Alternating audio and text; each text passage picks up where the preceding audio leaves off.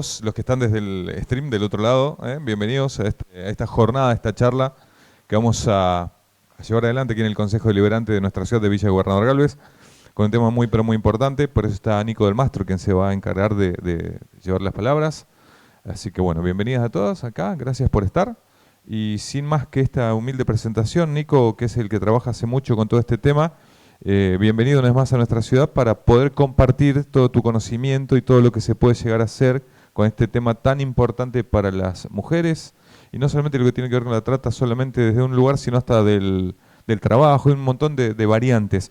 Así que bueno, bienvenido, y bueno, la palabra es tuya y te haces cargo de hablar más de este momento. Gracias. Bueno, muy buenos días a todos y a todas. Lunes complicado, así que agradecerles para no hacerles perder el tiempo y también para que el material quede acá grabado en la página del Consejo. Decirles que hoy estamos acá porque lo venimos charlando con distintos concejales, con Nicolás, con Cristina, bueno, con distintos concejales de la ciudad. Ya venimos en otras oportunidades y aparte, bueno, nos conocemos. Es una manera de devolverle a Villa Honor Galvez todo lo que nos dio. En algún momento trabajamos acá, así que todos los que queremos a esta ciudad tenemos que ayudarlas. Así que bueno, por eso venimos un poco a aportar nuestro granito de arena en un tema feo, en un tema complicado. Por ahí hace mucho que no escuchamos de trata y explotación, a veces lo escuchamos en los medios, lo escuchamos muy lejos, y bueno, lo que queremos es siempre actualizar, sobre todo con las personas que están en distintas instituciones de la comunidad, en el ámbito de las escuelas, en el ámbito del trabajo territorial, en el ámbito del trabajo comunitario. Para nosotros es importante a tiempo poder detectar una instancia que nos permite salvar vidas. Yo les traje un material, no sé si hay, bueno, me ayudas a pasar un poquito, te voy a usar con la flecha, con cualquiera, para el costado. Este material que trajimos lo hicimos precisamente el 30 de julio, fue el Día Mundial de Lucha contra la Trata.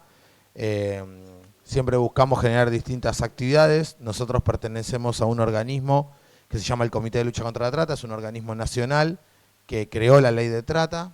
Este organismo lo integran 5 ministerios nacionales. El director es Gustavo Vera. Nosotros dependemos de la jefatura de gabinete, o sea, el ministerio coordinador, y con 5 ministerios y 40 organismos nacionales trabajamos en la prevención de este delito, en la asistencia a sus víctimas y cómo en la agenda podemos tener un poco esta temática actualizada. Siempre nos preguntamos qué es la trata. Estas son algunas imágenes que nos pueden ayudar a reflejar qué es la trata de personas. Por ahí nos puede parecer aquella historia de la traffic blanca que se llevaba a una piba en el barrio, o mujeres encadenadas. Ahí hay un afiche, no, pasemos al anterior. Hay un afiche de una novela que protagonizó Soledad Silveira, cuando fue el caso de Marita Verón, no sé si alguno lo puede recordar. Esas imágenes no tienen nada que ver con lo que hoy ocurre con la trata. O sea, son imágenes desactualizadas que tenemos de la trata.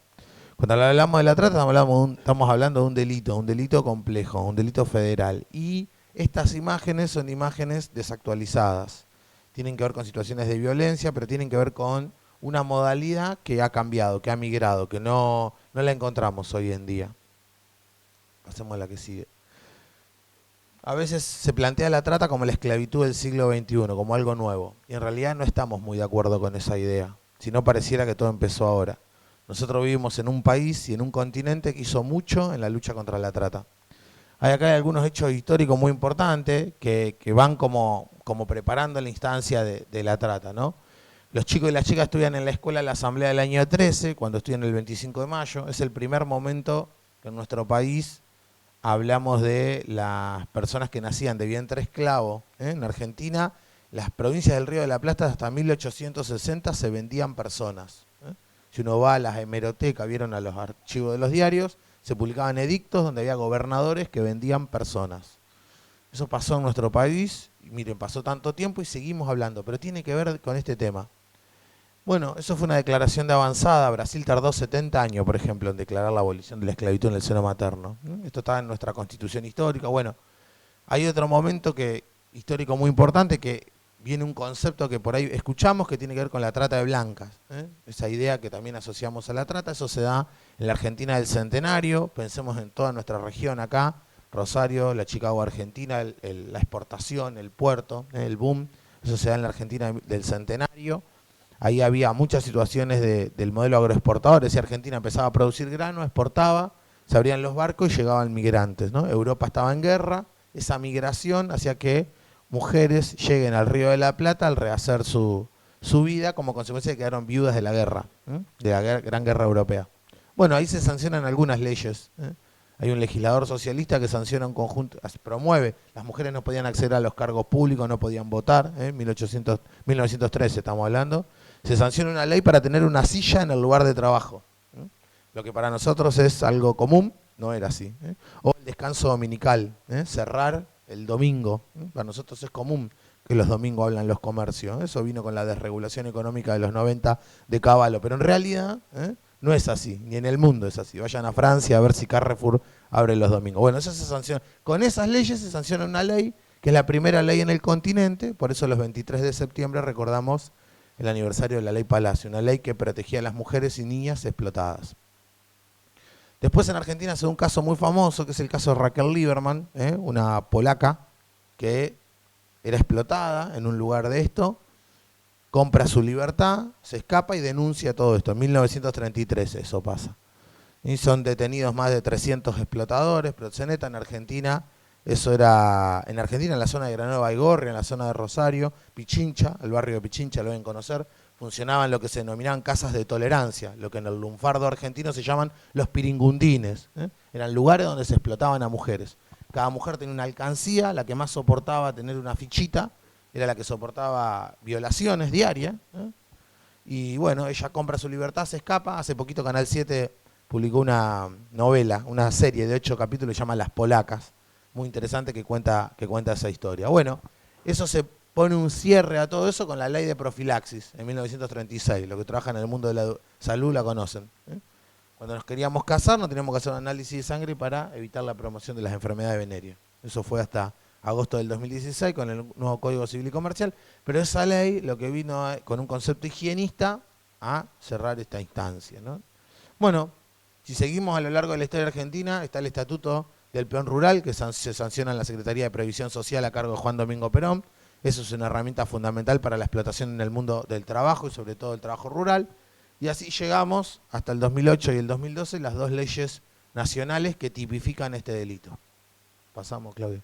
Bueno, estos son todos los compromisos internacionales que tiene Argentina. Argentina firma muchos tratados internacionales que tenía que combatir este delito. El más importante, en el año 2000, ustedes habrán escuchado el esquema mafioso de Italia, ¿no? En Italia hay un esquema mafioso que hacía volar a jueces y fiscales por los aires, se sanciona el protocolo de Palermo, dice que los estados tienen que combatir los 3 delitos más rentables del mundo. El tráfico de armas, el tráfico de drogas y la trata y el tráfico de personas. Por eso, pasamos a la que sigue. Esa es Raquel Lieberman, les traje una foto. Bueno, esto no va a cargar, pasamos a la que sigue. Otra. Esta. Acá tenemos la ley de trata. Como todo delito, ustedes saben, tiene que ver con la descripción de una conducta, de un verbo, de acciones, que dice qué es lo que está reprochable, qué es lo que se sanciona. Y se define la trata como esto: el ofrecimiento, captación, traslado y recepción de personas con la finalidad de explotarla. Es decir, todas instancias previas que tienen una finalidad. Lo importante es la explotación de una persona. ¿Qué significa explotar a una persona? Significa negar su voluntad, negar su deseo, negar su identidad. Yo una persona la considero una cosa. Y si la considero una cosa, no tiene derecho a tener patrimonio, a tener identidad, a tener libertad. Y esa finalidad de explotación tiene diversas formas. A veces nosotros creemos, como hoy decía Juan, que la explotación únicamente es la explotación sexual. Y no es la única. La ley habla de diversas formas. Y aparte hoy en día, como todos los delitos, esto se adapta al territorio, a la economía y hoy a la virtualidad. A ver si pasamos a la que sigue. A la que sigue. Pasemos. Acá. La ley habla de estas 6 formas de explotación, pero no son las únicas, ¿no? Están las que se dan en el mundo del trabajo, el trabajo forzoso, la reducción a la servidumbre, el trabajo esclavo. La de la explotación sexual, que ahora la vamos a ver, tiene algunos delitos ordinarios, la promoción y facilitación de la prostitución o la trata. El matrimonio forzoso, esto ustedes van a creer que en Argentina no existe, pero estamos registrando casos de matrimonio forzoso, muchas veces se presenta en la comunidad gitana. La reclusión en el hogar de las chicas no pueden ir a la escuela secundaria, y ahí ustedes saben que para constituir un matrimonio se requieren 2 voluntades. Hay una de esas 2 voluntades que no es escuchada, no es oída, y hay alguien que pacta ese matrimonio. Eso es una modalidad de trata. La mal denominada pornografía infantil tiene que ver con el material gráfico de abuso sexual infantil. La simple tenencia de ese material en un celular o en una computadora es un delito autónomo. Pero si hay alguien que lo envía, lo publica, obtiene un lucro, eso es trata. La extracción ilegítima de órganos, tejidos y fluidos, esto es una modalidad de trata, es importante saberlo. Argentina no tiene sentencias ni causas en este tema, tiene un muy buen sistema de protección, no, digamos, incluso mejor que el de nuestros países limítrofes. ¿Qué quiere decir eso? Que la donación de órganos es un acto de solidaridad, de amor, de entrega, de fe, cada uno le dará la connotación que quiere, pero es un acto exento del comercio, no puede ser transaccionable. Lo digo porque hay un candidato a presidente que se manifestó a favor de eso. Eso es apología del delito. En Argentina está tipificado, es un delito. Tuvimos denuncias en el contexto del COVID. Ustedes saben, por ejemplo, la desesperación que teníamos para una cura. Se utilizaba un tratamiento que habrán escuchado con el plasma. El plasma es un componente de la sangre es un tejido humano. Por lo tanto, había gente que tenía mucho dinero y publicaba en las redes sociales que estaba dispuesto a comprar la parte de otro para su supervivencia. Lo describo un poco así lineal para que se entienda qué es lo que hay ahí detrás. El mayor desprecio humano. Bueno, esa es una modalidad de trata. Y hay otras formas. La compraventa de niño o niña de corta edad. Por eso es importante trabajar la documentación de los chicos nacidos. La captación que hacen las sectas, las organizaciones coercitivas. Eso es otra modalidad de trata que estamos viendo, con elementos mágicos religiosos, de ejercicio ilegal de la medicina. Bueno, diversas formas de trata. Hacemos. Siempre cuando hablamos de la trata, como yo les decía, estamos hablando de un delito, de un fenómeno que implica a nosotros. ¿Qué es un delito? Y yo siempre cuando digo un delito, ¿qué daña ese delito? Hay que pensar en eso. Yo digo el robo, el hurto, la propiedad privada. Yo digo las injurias, la calumnia, el honor. Yo digo la trata y la explotación afectan no solamente la integridad física y la integridad sexual de una persona, sino la dignidad de la persona. Porque considerarlo una cosa. Por eso algunos hablan que la imprescriptibilidad de este delito.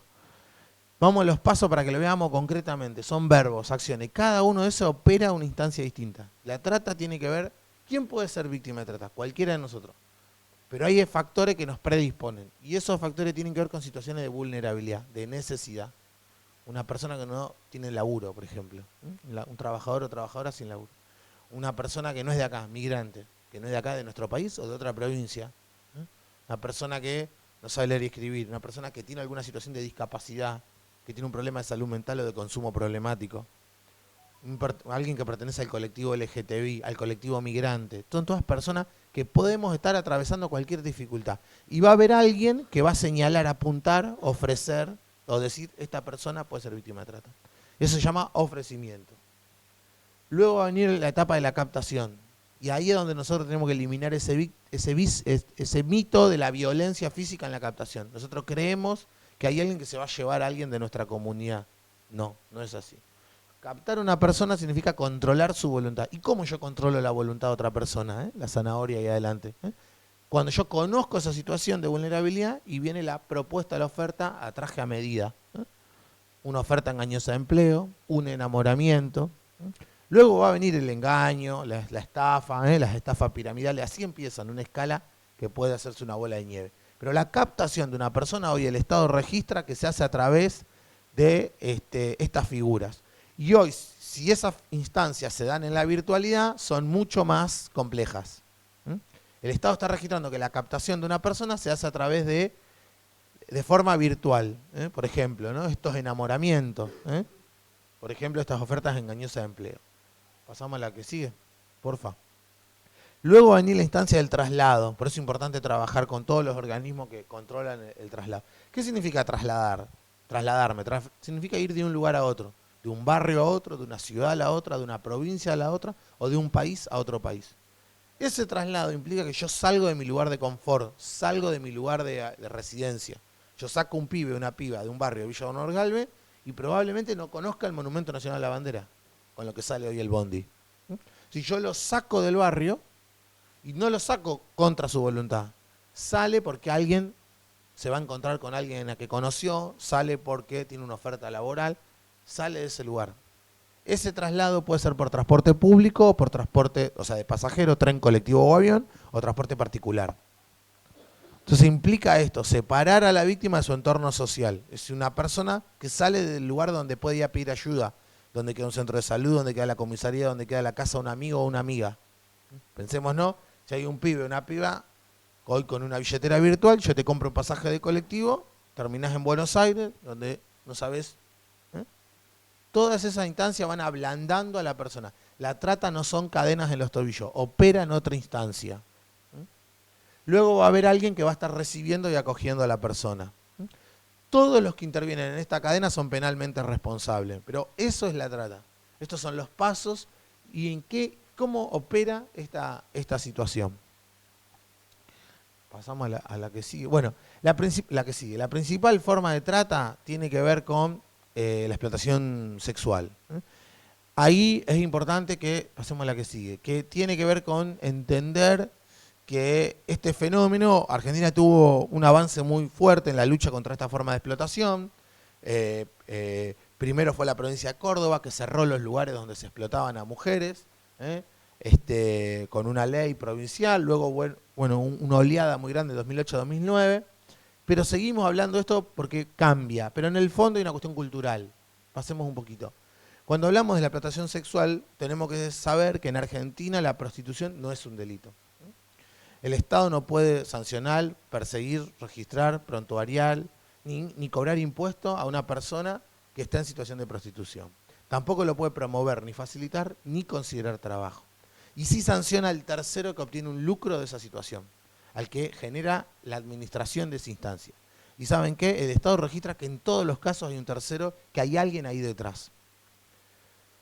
Y digo esto de la prostitución porque, por ejemplo, Argentina salió campeón del mundo en un país en donde se mutila a mujeres por estar en prostitución. Digo, Argentina no tiene esa instancia, ese estatus jurídico, pero en otros países no es así. Pero es importante que sepamos que hay una instancia cultural ahí detrás. Pasemos a la que sigue. En el fondo, miren, esto es como el compre robado. ¿Por qué se compraban pasacassette? ¿Por qué se robaban? Porque había alguien que los compraba.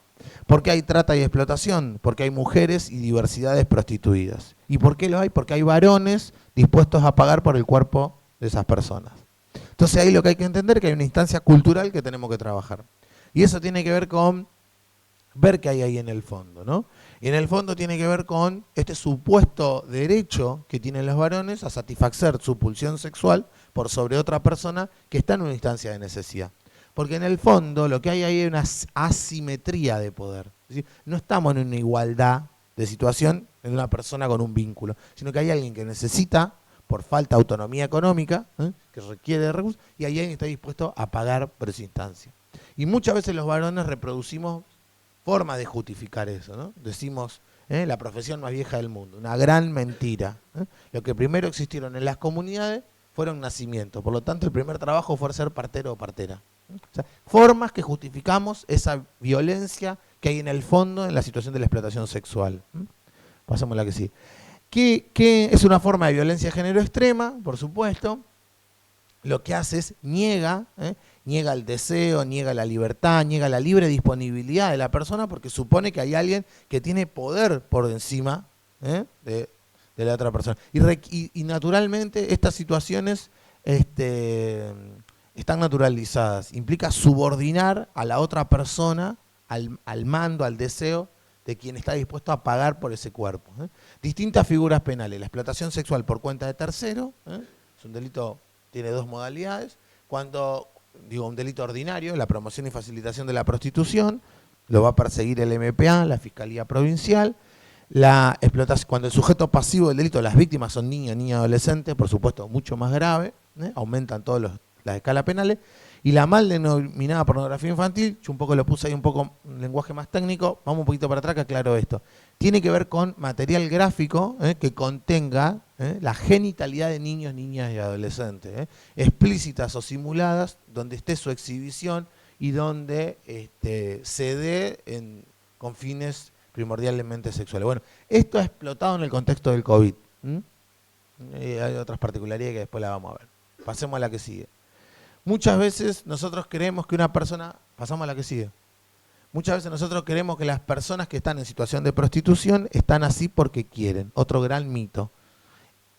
Están así porque hay mecanismos de coerción sobre ese cuerpo, es decir, que es obligada a esa instancia. ¿Y eso por qué? Porque hay formas de controlar a esa persona.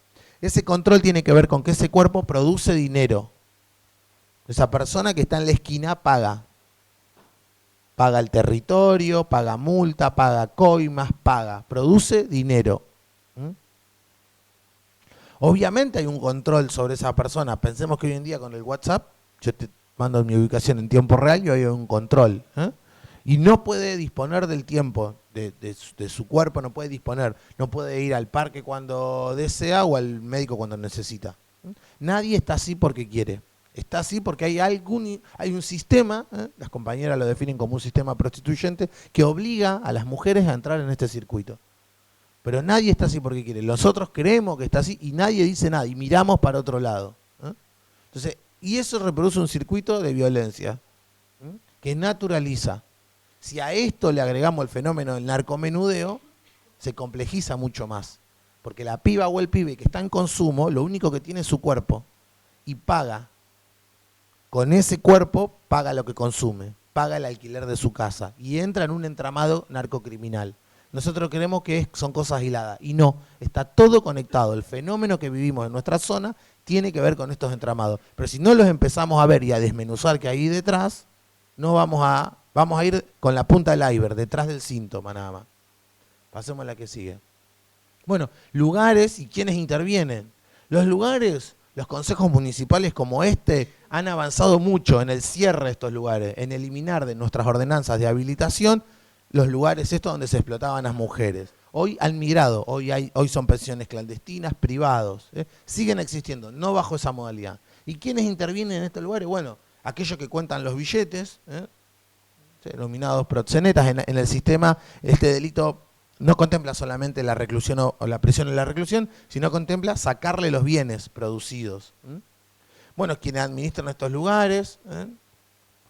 Por supuesto, la connivencia policial, judicial, institucional, cualquier delito de crimen complejo para que se configure, tiene que tener una complicidad estatal. Si no, no se configura. Pasamos, Claudio. Yo quisiera leerles el testimonio de la punta. Esos son testimonios de personas que vamos rescatando de estos lugares, ¿no? Ese testimonio de la punta es muy importante, lo leo en voz alta para que lo veamos como en 4 renglones de la vida cotidiana está a veces una situación abstracta de la que hablamos, como es el delito, ¿no? La prima de una conocida me ofreció trabajar en una casa de familia en Buenos Aires. Yo soy de Salta, viajé porque me pagaron el pasaje. Cuando llegué, una mujer que me esperaba dijo que el trabajo era en Santa Cruz. Acepté porque necesitaba el dinero y porque debía el pasaje. Hay una oferta laboral, no queda en claro cuál va a ser la tarea, no queda en claro quién hace ese ofrecimiento. Hay un traslado voluntario, hay un pago de ese traslado, se llama servidumbre por deuda, tiene que prestar o tarea porque debe algo y porque es llevada de un lugar a otro y mucho peor el sur, un esquema incluso hasta la hostilidad del clima. En un relato de la vida cotidiana de una piba o de un pibe que inicia su actividad en el mundo del trabajo, están todos los indicadores de la trata. Ofrecimiento, captación, traslado, recepción y acogida de personas. Yo quisiera, a ver si pasamos un poquito a la que sigue, les traje lo que nosotros estamos viendo como gran problema en todo este fenómeno hoy con la virtualidad. ¿Lo pasamos? Pasamos, vamos a... Uno más, acá. Nosotros estamos viendo que hoy la trata está conectada con la virtualidad, con algo que le pasa a los pibes y a las pibas, que tiene que ver con un delito conexo, que es previo y que seguramente el mundo adulto no lo está registrando. Y tiene que ver con el grooming, lo pueden haber escuchado. El grooming es un delito de peligro. El grooming es una cosa extraña que tenemos en nuestro país. Definimos un delito con una palabra en inglés. Es para entender qué es lo que hay ahí detrás. ¿Vieron los caballos de carrera? El caballo de carrera come, duerme y vive en un lugar y corre la carrera en otro lugar. Ese traslado que se hace en esos camiones, al caballo lo ponen arisco, lo ponen malo, lo ponen tenso. Cuando el caballo llega hay alguien que lo relaja, lo prepara. Ese es el groomer. De ahí viene el concepto grooming. En Argentina este delito está definido de esta manera, como hay alguien, un adulto o una adulta, que a través de una herramienta de la tecnología de la información, una aplicación, el chat de la Play, los juegos en línea, construye una identidad falsa y construye un vínculo para obtener contenido, material gráfico del pibe, de la piba o de un tercero, de un amiguito, y tiene etapas, pasos. Pasamos a la que viene. Primero ese contacto implica conocer gustos, preferencias, horarios, rutinas de esa persona. Luego construye un vínculo. Ese vínculo se da porque las horas destinadas a descanso, por ejemplo, el pibe y la piba está todo el día con la pantalla, el chupete electrónico. La Sociedad Argentina de Pediatría dice que el celular es para personas mayores de 12 o 13 años. Bueno, ese vínculo que construye, el pibe y la piba cree que dialoga con un par, baja sus barreras inhibitorias y lo que hace es le construye este material gráfico, que contiene la genitalidad del pibe o de la piba. Y luego va a venir el chantajeo, el acoso de ese contenido, de sí, de terceros, o porque produzca más porque le va a contar a su mamá o a su papá. Todas esas instancias implican, no se tienen que configurar para que se dé el delito de grooming, solamente este primer contacto. Pero lo que quiero decir, esto es una forma de captar a una persona, de controlar su voluntad. Es la instancia previa a la trata. Si pasamos de lo virtual a lo real, puede ser, es lo que estamos empezando a registrar. Todos casos que empiezan en esta virtualidad. A partir de esto. Pasamos a la que sigue. A la que sigue. A la que sigue. Ahí, ¿qué es importante? Bueno, escuchar ese relato histórico que hacen los chicos. No invertir el rol. Lo que necesitamos, el pibe y la piba no hizo nada de malo. Creía que hablaba con un par. Luego va a venir esta instancia en donde necesitamos un develamiento, lo que se conoce de esa manera. Son situaciones en donde el mundo adulto no va de atrás, porque cree que los pibes y las pibas saben de virtualidad. Saben de virtualidad. Lo que no saben es de la peligrosidad en la virtualidad. Entonces necesitamos un control parental de esa instancia, que es contra la corriente, sí, claro, pero que implica que le brindemos a los pibes y las pibas las herramientas, los frenos de mano a tiempo para poner un límite a esta situación. Pasemos a la que viene. Bueno, ¿y cómo lo podemos hacer? Bueno, que los pibes y las pibas en la virtualidad no compartan su nombre completo. ¿Cómo configuran las aplicaciones para el control de la privacidad? ¿Cómo controlan? Si tenemos compu, acordamos el uso, el horario del uso, lo ponemos en lugar de la casa común. Y el mismo criterio que me enseñaba mi abuela, vos con desconocidos en la calle no hablás. La misma lógica, no hay nada nuevo. Miren, Argentina tuvo hace unos años el primer caso de una piba de Bahía Blanca asesinada en contexto de captación de grooming. El caso de Micaela Ortega. Una nena que tenía 17 años, que tenía un Facebook y en paralelo tenía un segundo Facebook. Es muy común hoy, un Facebook sin control parental. En ese Facebook, la piba agrega a la Rochi de River. La Rochi de River era un perfil en donde compartían el mismo club, les gustaba hablar de patinaje, y un día la Rochi de River, en ese diálogo que tiene, Micaela le comparte que se peleó con su mamá. Entonces la Rochi de River le dice, no te hagas ningún problema, la vida es un garrón, venite a mi casa. Pero mi mamá no me deja ir a buscarte. Va a ir mi primo. Micaela desaparece 20 días, es encontrada asesinada, la ciudad, la comunidad conmocionada buscándola, como nos pasó estos días que estábamos buscando a este pibe, ¿vieron de Rosario? Bueno, ¿qué pasó? La municipalidad de Bahía Blanca tardó 20 días en compartir las cámaras. En esas cámaras se ven efectivamente que Micaela se encuentra con un varón mucho más grande.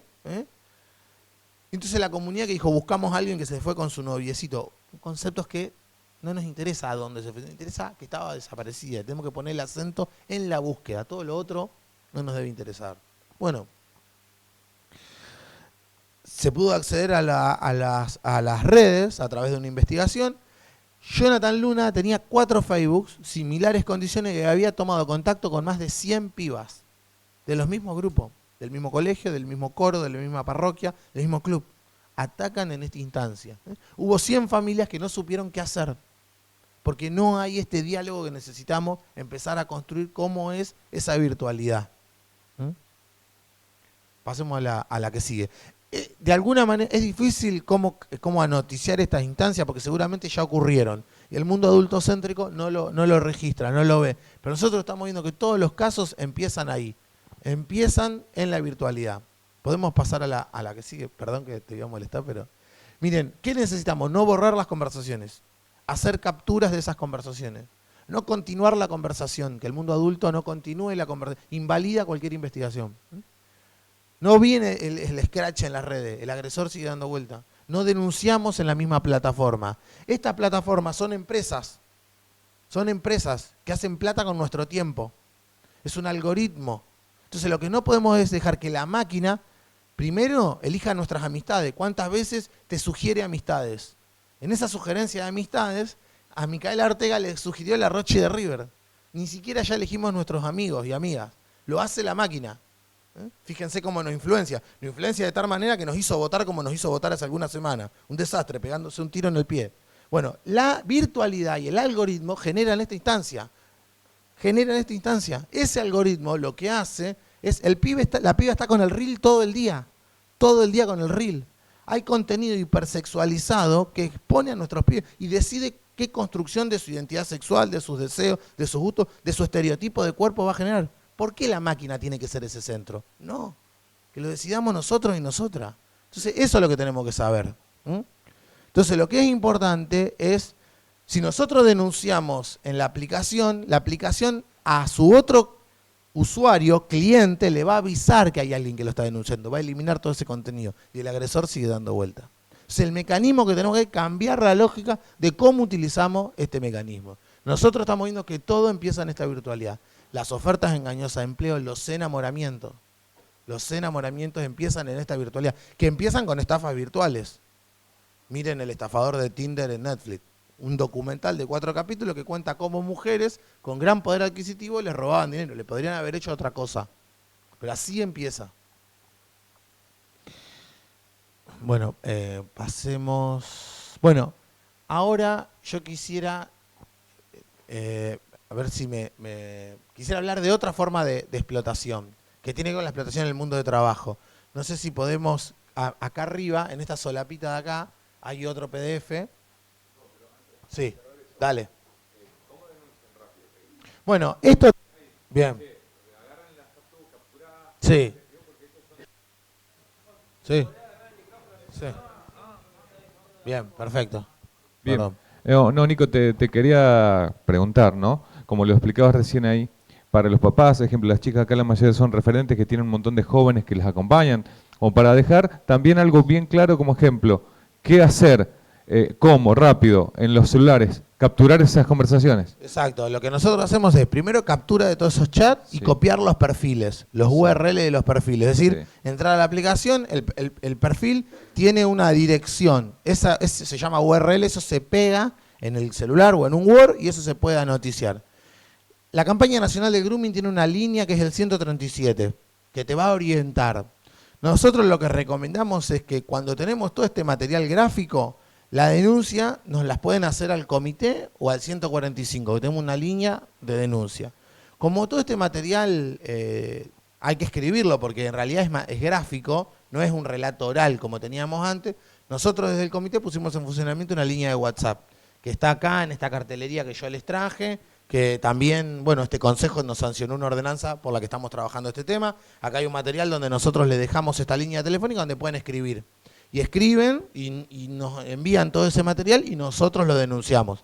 Se denuncia la línea telefónica, muchas veces estas líneas vienen de afuera del país, son IP desde el exterior. Todo eso se anoticia y se copia ese URL y las capturas por esos perfiles, porque puede ser que haya otras personas que hayan tenido esa instancia. Nos los remiten todo al WhatsApp del comité y no tenemos que dar la identidad de quien recibió eso o de la víctima, no es necesario. Solamente cuándo ocurrió, los usuarios, los perfiles, los nicknames, los enlaces, eso sea noticia, se denuncia eso. No exponemos nunca a la persona que recibió ese contacto. Es un delito de peligro de contacto. Pero bueno, esa es la manera de anoticiarlo. Hemos tenido muchos casos. Miren, les cuento una situación. COVID, fiesta clandestina. El mundo adulto le puso ese nombre a la nocturnidad. Los pibes y las pibas, todos fuimos adolescentes. La nocturnidad es un lugar un ámbito de recreación que necesitamos que sea seguro. Una piba de Barrio Godoy viene a Villa Gobernador Galvez a un cumpleaños. Al otro día no aparece. Hacen la denuncia, empezamos a trabajar con la familia, los compañeros del grupo de ese cumpleaños anotician de que ella se fue con un remis. siempre caemos sobre el último orejón del tarro, detienen el remisero comparte que en realidad ella iba con los auriculares, vieron que hoy los pibes usan los auriculares, la llevó a Circunvalación de Rosario y Juan José Paso. Rápidamente buscamos qué es lo que hay. Sobre colectora que hay, Manuel Tienda León, una empresa que hace transfer, la piba en 12 horas estaba detenida en Ushuaia con un esquema de correo humano, un esquema de mula. Fue captada de esta manera. Hay alguien que construye un vínculo junto con 6 pibas más. ¿Qué pasó? Hay alguien que construye un vínculo en esta virtualidad, genera un enamoramiento, en una instancia tal vez de consumo problemático, la piba por supuesto, y la invita a Ushuaia. ¿Quién te invita a Ushuaia y te paga un pasaje? Nadie. Lo que necesitamos es tener a freno a tiempo de estas instancias, ¿no? Obviamente ella estaba en esa instancia, la ley de trata contempla la cláusula de no punibilidad que se llama, hay alguien que está cometiendo un delito en una instancia de explotación, bueno, pero así empezó, en una instancia en esta ciudad. Se fue de acá, alguien la llevó así, ese es el traslado. Nadie le puso una pistola en la cabeza, nadie la obligó. Y empezó en esa virtualidad, porque conoció a alguien en esa virtualidad, en un perfil falso. Allá en Ushuaia, una ciudad turística, internacional, bueno, ahí es muy habitual las instancias de explotación sexual. Pero bueno, empieza en esa virtualidad. Si a tiempo tenemos una instancia de un anoticiamiento, y la instancia de denuncia es al 145 o hasta la línea de WhatsApp. Sí, esa solapa. Vamos pasando. Yo quisiera hablarles de otra forma de explotación de la cual no escuchamos, no se habla, y es la centralidad de lo que están dando las estadísticas, y es la explotación en el mundo del trabajo. Tiene que ver cuando hay una persona que considera una cosa, acumula dinero y no lo estamos viendo, porque naturalizamos la forma de trabajo. Y es muy difícil, ¿por qué? Porque hoy en el mundo no hay empleo. Empleo y trabajo no es lo mismo, quiero decirles. Ustedes lo conocen muy bien, el empleo informal, el empleo negro, es una forma de trabajo que no está reconocida y hoy el mundo disputa esos puestos de trabajo. Entonces lo que encontramos es formas cada vez más degradantes de laburo. Miren, en Argentina tenemos el empleo en blanco registrado, son 10 millones de argentinos y argentinas, 7 del sector privado, 3 del sector público. Vino el COVID, el Estado quiso dar una ayuda económica y le explotó en la cara a 10 millones de argentinos y argentinas, que están todos los días peleándola, que están en el borde. Fabrican y venden lo que producen, venden en la diaria, la changa, la pelean. Muchas veces escuchamos esta frase, por lo menos estoy mejor que en mi lugar de donde soy, por lo menos acá tengo que comer, acá tengo donde vivir, o los pibes mejor que estén laburando, que estén en la esquina. Bueno, esas son formas que justifican cualquier condiciones en la que nosotros estamos encontrando. Pasamos. Nosotros estamos encontrando 3 formas de explotación en el mundo del trabajo. El trabajo esclavo, una persona es comprada y vendida como una cosa. Lo pasa mucho en los comercios de origen oriental, que hoy están migrando por el tipo de cambio en Argentina. Van a ver que cierran y empiezan a no a vender bienes de consumo, sino bienes de uso. Empiezan a abrir bazares. Vieron los operativos en calle Pellegrini, donde encontramos gente durmiendo adentro. Eso porque migra esa modalidad de comercio, porque viven con remesas que mandan al exterior y el peso ya no vale tanto, entonces vos van a ver como los comercios de origen oriental, no lo quiero decir de otra manera porque me están grabando, van a empezar a cerrar. Otra es la servidumbre por deuda. Una persona trabaja para pagar lo que debe. Esto pasa mucho con los migrantes. Una persona es ingresada de manera irregular, no tiene papel y tiene que prestar tarea para pagar lo que debe. Y otra, el trabajo forzoso. Estos son formas de un tipo penal que se trata de explotación de personas, distinto al empleo en negro. El empleo en negro, el empleo informal, se resuelve en sede laboral y con un sindicato. En Argentina tenemos y un montón. Pero ese es un problema que se resuelve. Estas son situaciones gravísimas. Pasamos. ¿Y qué tenemos que indagar ahí detrás? ¿O qué podemos advertir? Esto, ¿no? ¿Cuántas horas trabaja una persona? ¿Cuál es el salario que recibe y en qué contexto trabaja? Ahora, para llegar a esta situación vamos a encontrar que es difícil registrarlo. ¿Por qué? ¿Por qué va a ser difícil que lo registre? Porque la persona tiene una excesiva gratitud hacia el empleador. Me salvó la vida. Yo estoy en el horno de ladrillo, en el desarmadero de auto, en el cordón frutihortícola, y no sé hacer otra cosa. Toda mi vida hice esto. ¿A dónde voy a ir? Mi familia, yo toda la vida hice esto. Entonces, la trata y la explotación no son cadenas en los tobillos. Operan en otra instancia. Bueno, sobre la jornada de trabajo, ¿qué tenemos que saber ahí?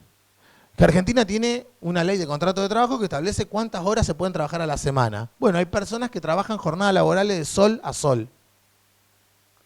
Sí, yo trabajo más de 8 horas al día, sí son horas extra, no son obligatorias. Entonces tengo jornadas en donde una persona trabaja más de lo que está permitido. Y implica sacar horas a su hora de descanso. Pensemos en un chofer de colectivo, por ejemplo. Pone en peligro la vida de terceros si no tiene garantizadas las horas de descanso. Y después labura de lunes a lunes. No hay corte en la jornada laboral. No hay franco, feriado, domingo. Nada. Entonces ahí tengo que empezar a ver algo que me llama la atención. Sobre la remuneración, bueno, en Argentina tenemos el 14 bis de la Constitución que dice igual tarea, igual remuneración. Hay una equiparación en la prestación laboral. Nosotros estamos encontrando grupos de trabajadores, cuadrillas, familias enteras. Cobra uno por ese grupo. ¿Qué ecuación hay ahí? Y dentro de ese grupo hay pibes y pibas y mujeres que ganan menos. Entonces ahí estamos viendo que el salario se empieza a alterar esa instancia. Argentina tiene salario mínimo vital y móvil, 82, 85 mil pesos. Nadie puede vivir con eso, todos lo coincidimos. Pero menos de eso, alguien que labure 8 horas no debería ganar.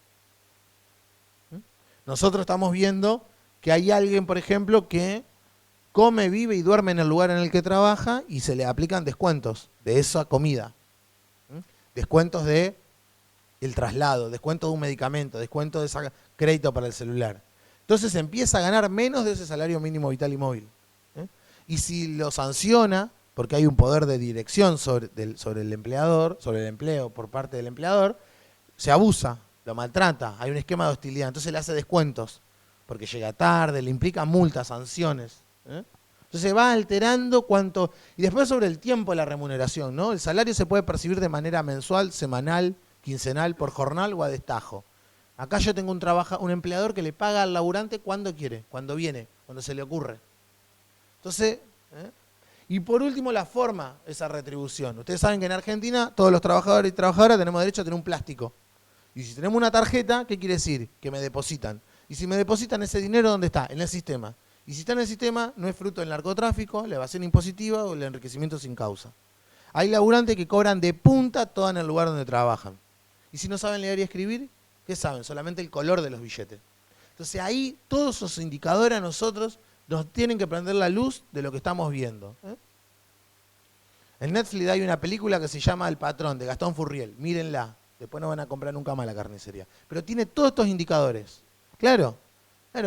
Por ejemplo, se lo induce a endeudar. Este chabón venía de Santiago del Estero y le dice, mirá, yo estoy viviendo con mi señora, necesito una casita. Le dice el dueño de la carnicería, yo estoy construyendo unas casitas, vos me la pagás por mes, yo te descuento. ¿Cuándo va a poder pagar su casa por mes? Nunca. Entonces una manera, o a veces les dicen que están en blanco, no, yo firmé papeles, yo firmé, entonces nosotros vamos, hacemos una fiscalización y no está dado de alta, los engañan, no, me quedo porque me debe un salario, entonces me quedo porque prometió que me va a pagar, entonces los retiene, ni que hablar en las condiciones en las que duermen, en las que viven, duermen y viven en condiciones inhumanas, hacinados, sin ventilación, sin alimentos frescos, siempre alimentos secos, sin elemento de higiene y seguridad, sin colchones, sin agua potable, son trasladados como animales. Pasemos a la que sigue. Obviamente, con paredes electrificadas, inhalación de monóxido de carbono, tóxicos, agrotóxicos, plaguicidas, todo eso es lo que nosotros estamos encontrando. Personas, todo lo que nosotros comemos y lo que nosotros nos ponemos, en toda esa cadena de valor, tiene un eslabón de trabajo esclavo, de explotación. Pasemos a la que sigue. Pasemos a la que sigue. Bueno, un poco, nosotros, ¿qué hacemos ante esta situación? Pasemos a la que sigue, a ver si... Bueno, esto, ¿no? Preguntarnos cuánto tiempo trabaja una persona, cuánto cobra una persona y en qué condiciones lo hace. Si labura más del tiempo permitido, si cobra menos del mínimo permitido y si lo hace en condiciones donde pone en riesgo su vida, su integridad. Si en este contexto encontramos niño ni adolescente, pasemos a la que sigue. Es importante que sepamos que las personas menores de 18 años pueden laburar, sí, en dos condiciones, el empleo adolescente y el empleo protegido. Menores de 18 y mayores de 16 lo pueden hacer 6 horas al día, 32 horas semanales, siempre que coexista el derecho a estudiar y a trabajar. Y si son menos de 16 y tienen mayores de 14, lo pueden hacer 3 horas al día, siempre que sean en establecimiento de los progenitores, de su grupo familiar, que haya una autorización expresa en el ministerio. Los niños, los pibes y las pibas a estudiar o a jugar. El trabajo es cosa de grandes. Concepto que tenemos que tener bien presente. Pasamos a la que sigue. ¿Qué podemos hacer cuando encontramos estos enclaves? Porque a veces nosotros decimos, ¿y yo cómo lo voy a ver esto? ¿Qué tengo que ver yo en mi ciudad? En la ciudad, un terreno usurpado, vandalizado, que no registra tributo, es parte de un entramado mafioso, en el que puede traer personas, que aparte rompen arraigo, porque con una oferta laboral engañosa le promete a una familia o a un grupo o a un laburante que va a estar en condiciones ideales. Y cuando llega después no sabe cómo volver. Y después en nuestra ciudad nos rompe todo el entramado. Así se generan los enclaves de explotación laboral. ¿Qué hacemos nosotros ante esta situación? Fiscalizaciones. Vamos al lugar y escuchamos cómo es un día de la vida de esas personas. ¿Cómo lo podemos hacer eso? Con una geolocalización, con un quit, con una razón social. Vamos al lugar, podemos encontrar una obstrucción. Sí, claro, se aplica una multa de obstrucción. Si tenemos indicadores, judicializamos. Pero lo que hacemos es ir con muchos organismos. Ministerio de Trabajo de la provincia, Ministerio de Trabajo de la Nación, el RENATRE, si es en una actividad rural primaria, CNRT, si es en el mundo del transporte, la Comisión Nacional de Regulación del Transporte, migraciones, si hay migrantes, incluso hasta el municipio nos puede convocar, porque hay alguien que no paga tributo o hay alguien que hace competencia o no tiene la habilitación de comercio. Entonces todo eso es una manera de poder advertir qué es lo que está pasando ahí adentro. Si se encuentran los indicadores, judicializamos en el momento. Pero, ¿y si no hay indicadores de explotación laboral y hay de incumplimiento de leyes laborales? Se resuelve en una audiencia en el Ministerio de Trabajo. Y mejora las condiciones, porque a veces eso puede empeorar y hacerse una bola de nieve. Pasemos un poco a la que sigue. Bueno, en el mundo textil hoy estamos teniendo una particularidad. Argentina ha nomenclado lo que se importa, por lo tanto hoy no tenemos tanta la proliferación de todas estas marcas que tenían talleres clandestinos textiles. Hoy estamos teniendo un gran problema en el mundo rural. En Argentina, después del conflicto con el campo, se sancionó un registro que era el RENATEA. Ese RENATEA fiscalizaba en el mundo del trabajo. Después del 2015 se privatizó la fiscalización con el RENATRE. La Corte Suprema le restituyó el RENATRE a las entidades patronales del campo. El privado nunca controla al privado. Y desfinanciaron la caja de seguridad en el mundo del trabajo rural. Entonces, estamos reconstruyendo esto. Y para eso tenemos que estar en territorio. Pasemos a la que sigue. En la que sigue están los teléfonos que yo les quiero dejar. Este es el teléfono de WhatsApp que nosotros estamos difundiendo. Ustedes saben que muchas veces se corta la línea y el WhatsApp sigue andando. Muchas veces nos escriben. Yo no sé dónde estoy, vengo de otra provincia y estoy en este lugar, nos mandan la geolocalización y ahí salimos. Sino también puedes llamar a la línea del 145. Y es importante que sepan esto. Hay una línea que en Argentina existe hace más de 10 años, permitió rescatar más de 19.000 personas. Es una línea que coadministra el Poder Ejecutivo de la Nación a través del Ministerio de Justicia y la Fiscalía Federal Antitrata, una unidad especializada. Las personas llaman ahí, es un relato oral circunstanciado de lo que veo, de lo que me llama la atención, de lo que me hace dudar, sobre explotación sexual, laboral, infantil o incluso la desaparición de una persona. Esa llamada queda grabada por 6 meses. Nadie me va a preguntar mi identidad, mi nombre, mi apellido, mi DNI, nada. Si lo quiero dar, lo puedo dar. Si son funcionarios públicos, estamos obligados a darlo.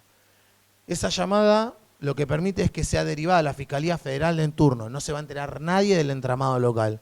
Y se hacen operativos de allanamiento y de rescate de personas.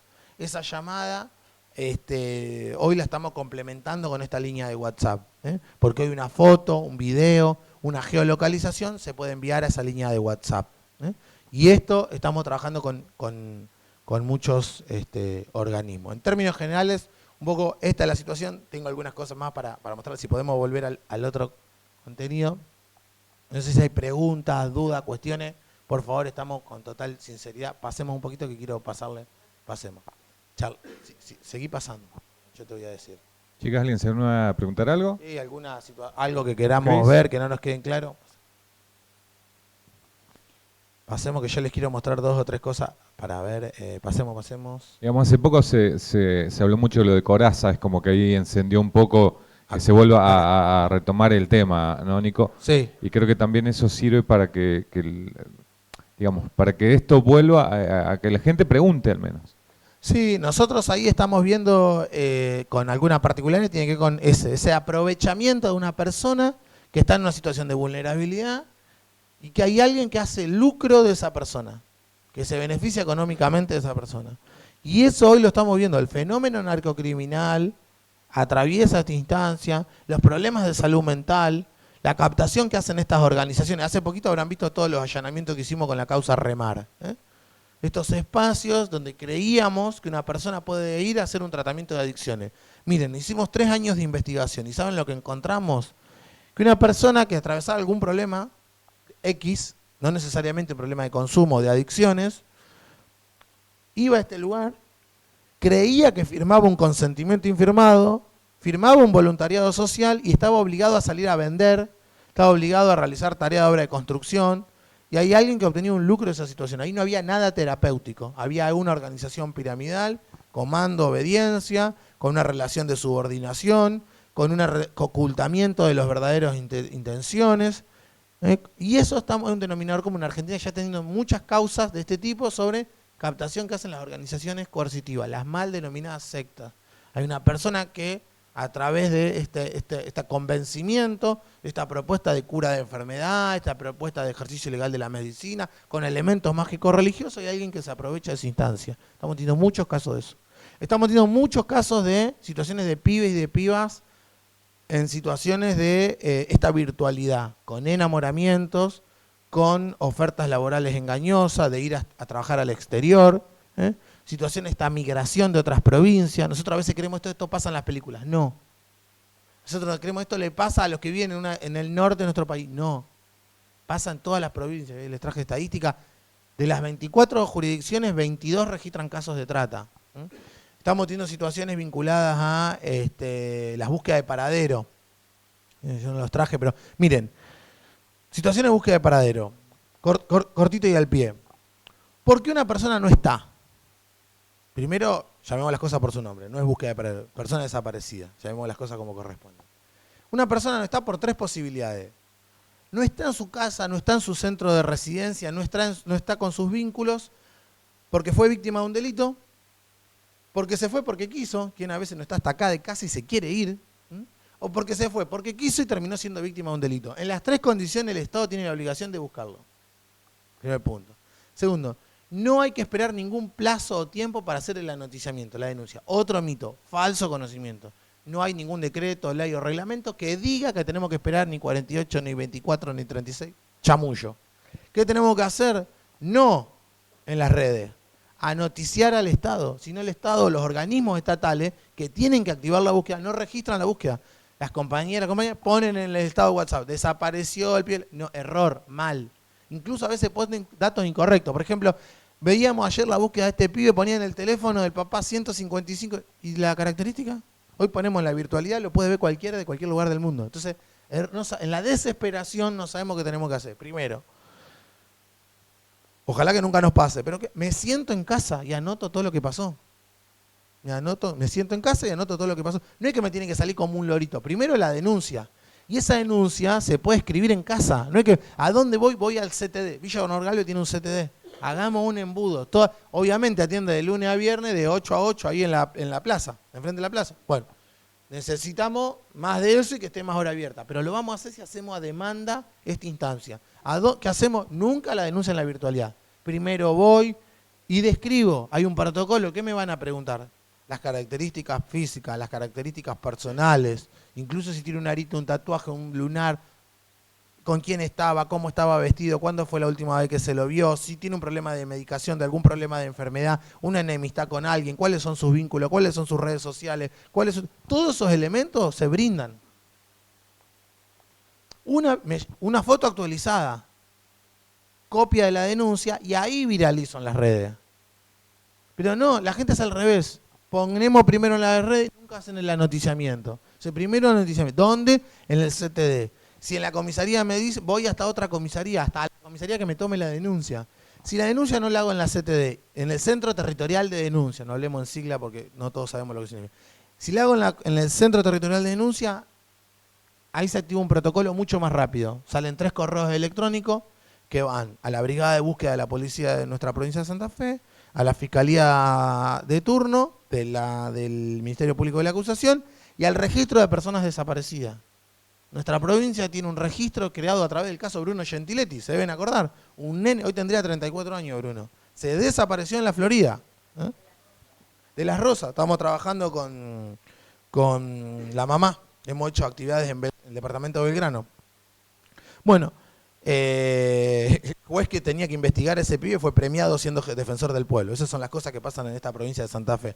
Pero ese caso dio lugar a que una ley provincial que crea el registro de personas desaparecidas, que depende de la Secretaría de Derechos Humanos. Tiene 2 teléfonos de guardia, Centro Norte, Centro Sur. Entonces, ¿qué tenemos que hacer rápidamente? Si la denuncia no la hacemos en el CTD y la hacemos en la comisaría, hay que contactarse con ese teléfono para registrar esa búsqueda.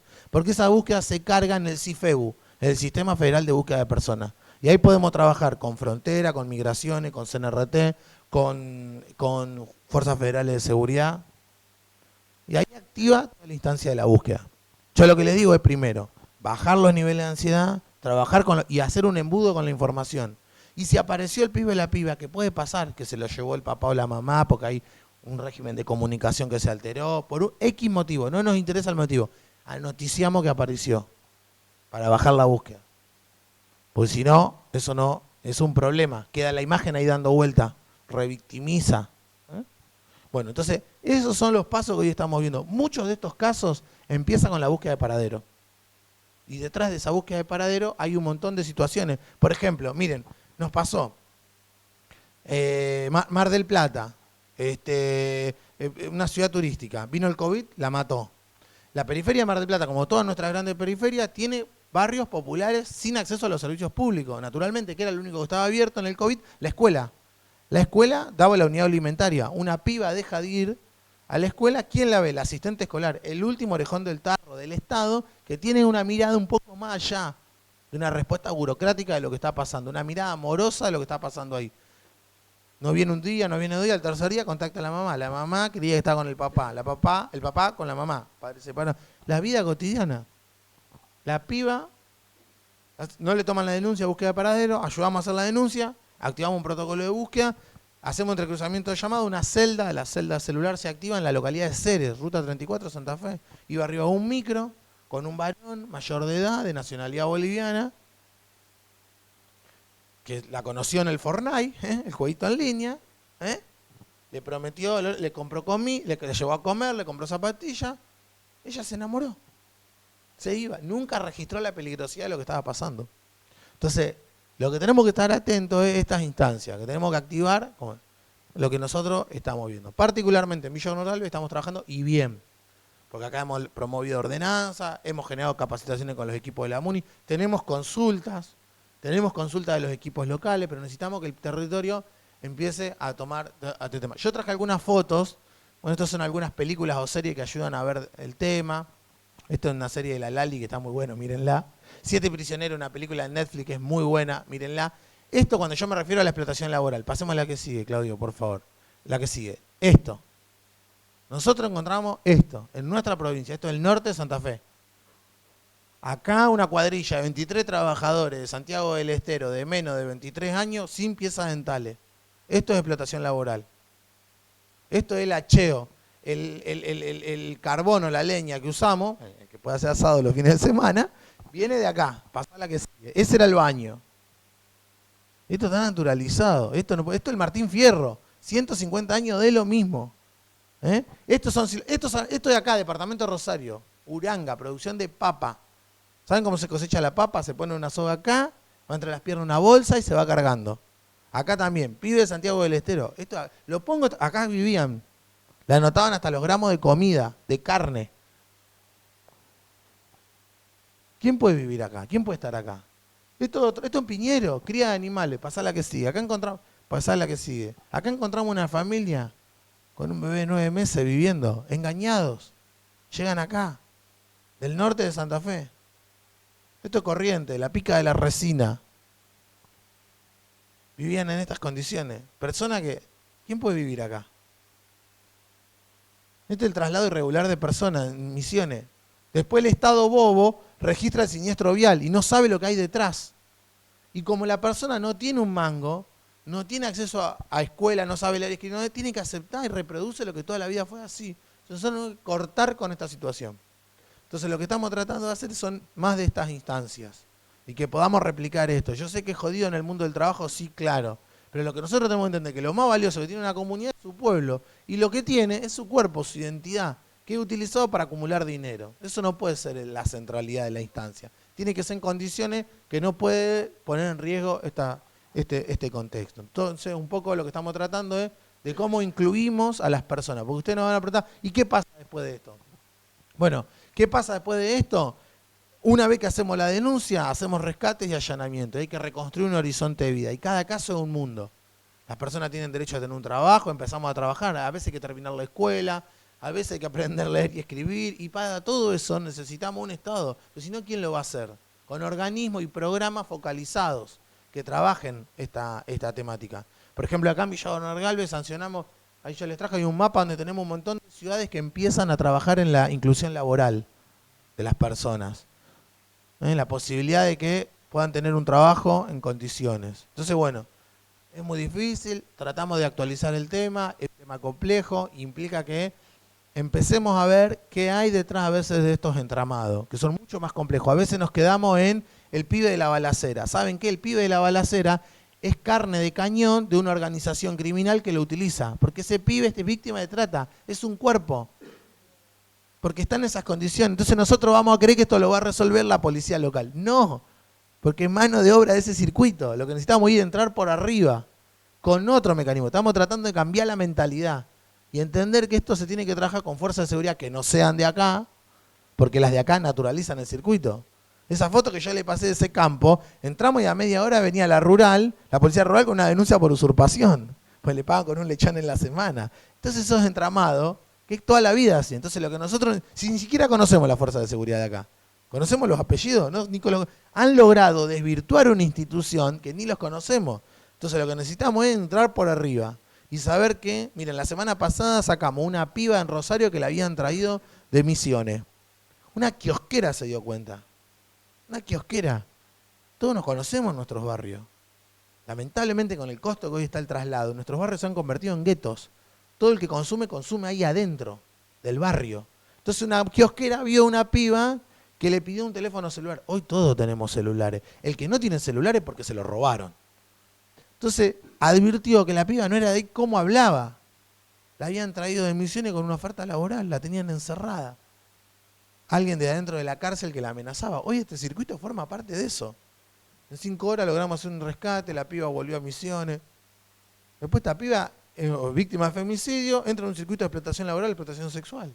Eso es lo que nosotros estamos viendo.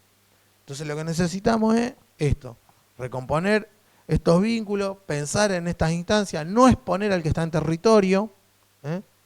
Por eso tenemos estos mecanismos de anoticiamientos anónimos y trabajar esto en territorio. Lo que tenemos que trabajar es este mecanismo que naturalmente altera la vida de todas nuestras comunidades. Nosotros estamos a disposición para seguir trabajando en esta instancia. No los quiero alargar más. Un poco el trabajo que hacemos en este organismo es un tema feo. Está muy vinculado en la diaria con la que la pechea todo el día, que la pelea todo el día, nos encontramos con todas estas situaciones. Así que bueno, nada, estar a disposición, agradecerle acá a los concejales, a Nicolás, a Cristina, a los concejales que con Nico venimos charlando mucho de esto, e incluso se promovieron ordenanzas acá que no hay en nuestra ciudad y que la estamos poniendo de ejemplo en otras ciudades. Y eso es importante que ustedes lo sepan. Y con el municipio trabajamos, sí, claro, pero hay que fortalecer a los equipos locales. Fortalecer porque están desbordados y porque a veces tenemos una respuesta burocrática de la situación, sistémica, y no. Tenemos que tener un compromiso mayor. ¿Es jodido? Sí, es jodido. Pero bueno, nos ponemos a disposición con una herramienta distinta. Yo les traje un material, si nos ayudan y lo quieren llevar, esta es una cartelería que estamos pegando en distintos lugares, sobre todo en los lugares donde hay mucha movilidad. Acá ya nos la han pegado, así que les agradecemos. Tienen las líneas de denuncia y bueno, estamos a disposición para trabajar. Bueno, no sé si hay alguien que hace. No, Nico, el aplauso para Nico, gracias por venir. Esperen que... Pero Nico, sí. ¿Sí? Por la gente que está también del otro lado. No, era cuando rescatan las familias, por ejemplo, del norte, que que viven en condiciones, bueno, inhumanas. ¿Qué se hace en ese lapso hasta que se consigue algo? Bueno, Argentina, primero tenemos un programa nacional de rescate. Hay un equipo del Ministerio de Justicia que tiene distintos nódulos en distintas provincias, son los que son encargados de tomar contacto con las víctimas. Después depende de la situación. Primero, las situaciones de explotación sexual, las personas tienen derecho a un refugio. Hay refugios, Argentina tiene pocos refugios, trabajamos con casas de protección o refugio. Si tienen familia en su provincia de origen y quieren volver, tienen derecho a volver. Lo mismo que hay un refugio para migrantes en Buenos Aires, porque muchas veces encontramos migrantes. Después de eso, lo que estamos trabajando hoy en día son con la CENAF, la Secretaría de Niñez, Adolescencia y Familia, un esquema de ayuda económica urgente y un programa focalizado. Usábamos el Acompañar, que es el programa para violencia de género. Esta es una modalidad de violencia de género extremo, no tiene límite, cobran un salario mínimo vital y móvil, un 50% y se va renovando. Y hoy tenemos un programa nuevo que se llama el Restituir, que no tiene límite de tiempo. Empezamos con un programa de acompañamiento en materia de salud mental, porque una persona que fue reducida a una cosa no puede sostener una jornada laboral, no puede, Claro, bueno, claro, todas esas situaciones y está en consumo, seguramente para evadir tiempo y espacio. Entonces lo que hacemos es trabajar con la Dirección Nacional de Salud Mental. Es un esquema integral. Y después de eso estamos trabajando con un programa de reconstrucción de prácticas laborales, un programa del Ministerio de Trabajo de la Nación, focalizado, en donde las personas, gusto, preferencia. Cuando nosotros llegamos había un subsidio de 12.000 pesos y un curso de peluquería. Eso es lo que tenía el Estado Nacional. Entonces lo que tenemos que, y algunos plantean que esto es la motosierra, no vamos a resolver nada con esa lógica. Lo que necesitamos es cambiar la mentalidad de lo que estamos viendo. No va a servir ningún programa enlatado. Bueno, todas estas son respuestas a corto, a mediano plazo y a largo plazo estamos trabajando. Ya la provincia de Catamarca, Santiago del Estero, Salta, Chaco lo aprobaron. Hay 6 provincias que lo tienen en proyecto de ley. El viernes yo estuve en la legislatura presentándolo. Bueno, este consejo ya lo presentó, un programa de inclusión laboral. Si una persona es víctima de trata y es de acá, la Fiscalía le va a notificar al municipio y tiene un derecho a obtener alguna inclusión laboral, en alguna beca, en algún estudio, en algún contrato, alguna modalidad laboral. Hay ya 100 municipios que lo sancionaron, digamos. Perfecto. Y si eso fuera poco, pusimos en funcionamiento un fondo de reparación económica. Esto es importante. Las víctimas de este delito tienen derecho a una reparación económica. Claro, hay un porque fondo. En ese lapso, ¿me entendés? Porque quizás claro. Es lo único que tienen Sí. por eso. Bueno, Pero eso también depende de la justicia. Claro. Porque la justicia no dicta sentencia rápida y las víctimas se mueren. ¿Y sabés lo que nos pasaba? Hacíamos un operativo acá y estábamos como el perro que se muerde la cola. Encontramos la misma persona víctima porque no tenía esa contención, volvía a entrar en el circuito de explotación. Claro. Entonces, bueno, ahí hay que cortar ese circuito. Pero bueno, Buenísimo. es importante Listo, esa bueno, herramienta. muchísimas gracias. No, por favor, estamos, gracias. A ver, gracias, Calo, compañero, nos conocemos.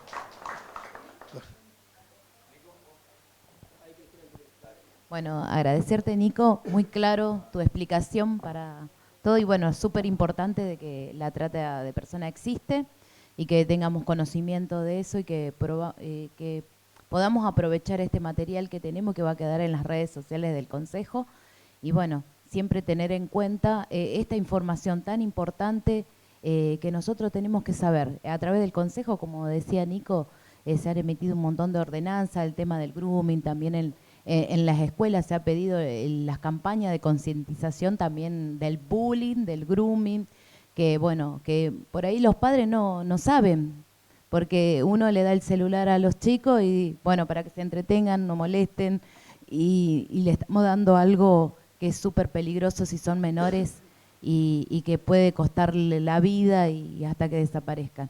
Así que bueno, Nico, muchísimas gracias por toda esa información y bueno, esto va a quedar en las redes del Consejo. Bueno, me pongo por acá si me ven, disculpen la voz, estoy medio, el frío me trata un poco mal. No, quiero agradecer la presencia, principalmente quiero agradecer a Nico tomarse el trabajo también de estar con nosotros hoy acá. Es algo que lo veníamos hablando hace varios meses, es algo que me preocupa en el contexto socioeconómico que está pasando la ciudad, con tantos barrios populares, ¿no? Con tantas necesidades. ¿Y por qué me importa el contexto socioeconómico? Recuerdo este tema con el profesor Suter, cuando lo estudiábamos en la facultad.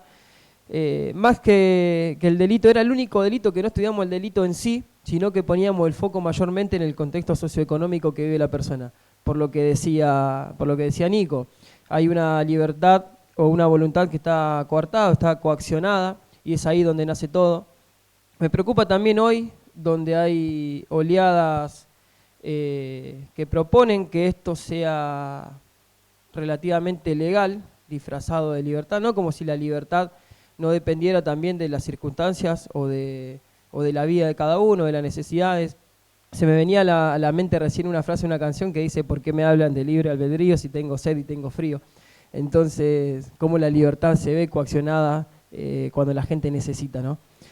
Quería aprovechar también para pedirles que lleven toda esta información.